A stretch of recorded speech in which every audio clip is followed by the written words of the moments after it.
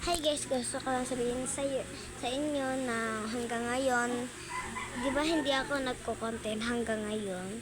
Sa January 18, yung January 10 is dun ako nag last mag-TikTok. So ngayon is ito na talaga yung pinaka-last kong video. Hindi na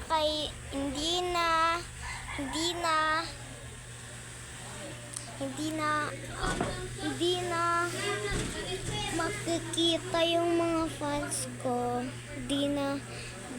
Yung mga fans ko is hindi ako makikita yung mga fans ko.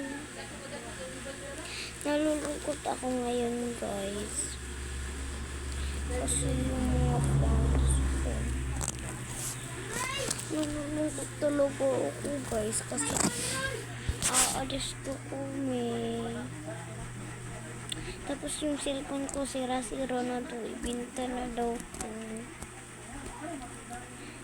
Yung mga TikTok ko dito hanggang sa 2024, 2025. Hinahantay ko talaga. Joke lang. Guys, na-prank ko kayo.